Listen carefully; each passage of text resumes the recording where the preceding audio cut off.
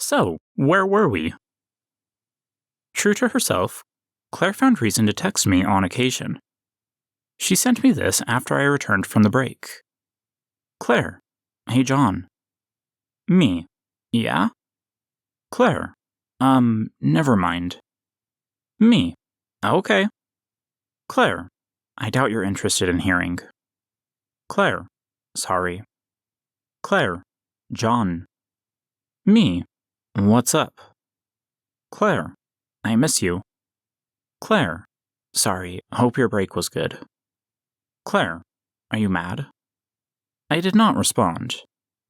She had a habit of finding reasons to hang out just long enough to bring up dating, and then cry when my answer was still no. Not only did she cry, but she actively tried to monopolize my time if I let her. It was like the issue of us dating was still an open debate, and she could win if she just filibustered endlessly. The new semester began. My academic career up to that point had followed a pattern of a strong fall semester followed by a less impressive winter semester. This year would prove no exception. I began with 16 credits, planning to complete the Marriott School of Business prerequisites. I would send in my application at the end of this year. But school wasn't the first thing on my mind. Easton was. I thought about him almost every day. Breaking up with Noah had only emphasized Easton's absence in my life. Desperate to see him, I drove to his second-story apartment south of campus. I had avoided just about everything else in life this year. Easton seemed the one person I couldn't avoid, even if I wanted. I took a deep breath, preparing myself to knock on his door. But I hesitated. How could I show up on his doorstep unannounced? What if he was busy? What if one of his roommates answered? The risk involved wasn't worth the outcome. I closed my car door and texted instead. Me, do you want to talk for a bit tonight? Easton, sure, I've got some time, we could talk. Me, I'm outside. Upside down smiley face emoji. Easton, oh, haha, I'll come down in a minute. Yeah, not my finest moment. Easton descended the steps from his apartment, climbing into my car. Hey, Easton said, how was your break? It was good, I said, giving a canned but guarded answer. Yours? Good, Easton said. I shifted my car into first, preparing to drive away from Easton's apartment. The car stalled, shutting off. I had let out the clutch too fast. I restarted the car, preparing once again to place the gear. This only ever happens when you're around. I landed the gear this time, speeding away. Eastward toward the Provo Mountains I drove, in search of a place to talk. I parked at the end of an undeveloped cul-de-sac overlooking Provo City, the same place Easton and I had kissed the first time. In retrospect, this was a poor choice of location, implying a lot more about my intentions than it should have. I shut the car off. I broke up with Noah. Easton fidgeted with the crease on my car door where leather met plastic. Oh? I nodded, just after I got back from the break. So, what do you plan to do now? Somehow, I felt disappointed in Easton's reaction.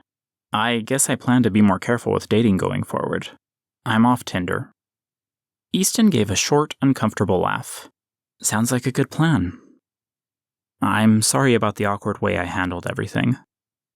Easton shrugged, failing at nonchalance. Meh, it's all good. At least you figured everything out. I looked out the window, away from Easton. Where do you and I go from here? I don't know, Easton tried to say. There was a nervous tension in his voice. I guess I just haven't thought about it? He finished like a question. The uncomfortable tone of his voice caused me to look over at him. He was nervous, and not in a good way. His right hip was up against the door, and he held onto the door handle with white knuckles as if he wanted to be as far away from me as possible. I broke inside when I saw him. I had ruined our relationship. He could not be comfortable around me. The hurt of my actions reflected at me through his eyes. I felt like a monster. Devastation locked my mind, trapping my words and feelings. Easton spoke. I suppose, if you want, asking me on a date would be a good place to start. I looked at him in the dim light of the night, a contradictory dread forming in my stomach. Would you even be willing to go on a date? Easton nodded, a solemn expression on his face. I'll agree to a date. To me, this felt like Easton was throwing me a bone, a charitable act to a soul in distress. It wasn't done out of affection. Affection had been replaced with a cautious mistrust. I gave a weak smile, knowing that whatever happened next would just be a prelude to our inevitable demise. I'll plan a date. Easton nodded. I feel like that would be the best place to start, rather than acting like nothing happened. Sounds fair. I didn't believe him. I had ruined the best thing that had ever happened to me. We would never return to that naive, blissful, puppy-dog affection that had defined the first few weeks of our relationship. I'll take you home. I started my car with a sidelong glance at Easton, already building emotional walls to stop myself from crying. I dropped Easton off at the edge of the street before his apartment. We didn't hug. He said goodbye, and the car door closed behind him. I drove home in silence, radio off. My world had transformed in the months since my breakup with Claire. Rivers and tree-speckled valleys had sprung up in my mind, where previously there was desert. But I had cut off the water and welcomed the desert back with open arms. How could I do this to Easton? He would be right to hate me. Maybe better off too. I parked in the Marriott Center parking lot and turned off my car, keys falling into my lap.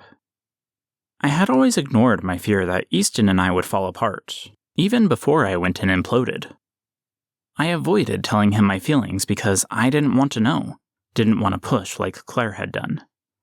Ignorance allowed me to hope. It was like Schrodinger's cat, in a way. If you place a cat in a closed box, it's neither alive nor dead. Its state can't be known until the box is opened and the cat is observed. Such had been Easton's feelings for me. Talking with him that night was as if I had cracked the box open for just a peek to see if his affection was still alive. And a fly escaped. The ambiguity of our relationship was faltering toward the negative. I almost didn't want to know the truth. I wanted to go on thinking that Easton loved me, believing that a serendipitous moment had brought two people together, and would you look at that, they were perfect for one another. That was a much nicer belief than the thought that my actions had consequences, and that Easton had trusted a person who would hurt him. I was such an idiot. Who goes hooking up right after falling in love? Me. I didn't deserve him. I didn't want to know if he loved me. I wanted to die. Extinguish my conscious thought before breaking the illusion that we were destined for one another. I had hurt Easton. A person who made the world right with just a flash of his teeth. I wanted to comfort him, make him feel better about the things I had done. But with my actions so recent, that seemed impossible. The feelings between us had been left at an unacceptable level of ambiguity. This was such a mess. I could see no path back to the month of euphoria Easton and I had shared back in November. Had I just blown my one chance at a happy life? I should get drunk, take a shower, slit my wrists, and stay there until I pass out. My initial reaction was to push the thought away, tell myself I was better than contemplating suicide. After all, things weren't that bad, really. Easton had promised to go on a date. I should be happy. There was no reason that this, of all events, was the final straw that broke me, but it was. Only one good thing had happened to me that school year. Meeting Easton. He was my favorite person, and I did not deserve him. Non-existence was better than risking a life devoid of the brief joy Easton had bestowed on me. The only painful part would have been cutting myself. I imagined myself sitting back as warm water fell over my body, pain dulled by intoxication and blood running down the drain. That didn't seem so bad, assuming the attempt was successful. In second grade, I got a bloody nose during class and had to go to the school nurse. She brought me into her office and positioned me with a paper towel over the sink. She left me. I don't remember how long she was gone, but I lost a lot of blood. I remember falling and hitting the ground. No pain at all. I woke up to a doctor and Mom's worried face. That faded memory convinced me that losing consciousness was the best way to die. A permanent end to a hellish life. It wasn't just Easton, it was my whole life. My problems never seemed to abate. It would never matter what I did or where I went. I would always be at odds with everyone around me. They could all see that something was wrong with me, something that would always be invisible to me. When I was a teenager, I wanted so badly not to be gay. I fasted every week for a year. I thought I could beat it. It was all in my head, I told myself. This year forced me to face the unfortunate truth. I may not have wanted to be gay, but it couldn't be fixed. Killing myself was the only way to stop the situation. If I did it drunk in the shower, my roommates wouldn't notice until I was unconscious or dead. But there was a problem. I had no idea where or how to buy alcohol. I didn't know if there was a liquor store in Utah, and I wasn't interested in navigating the Walmart beer aisle. Besides, what if the cashier judged me for buying beer? I laughed. What would they do? Stop me before I broke the honor code?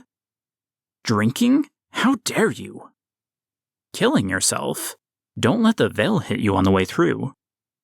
I fiddled with my keys, wishing I was brave enough to insert them into the ignition and execute my plan. There was just something so permanent about suicide. I dipped my head. In the past, I may have prayed for strength.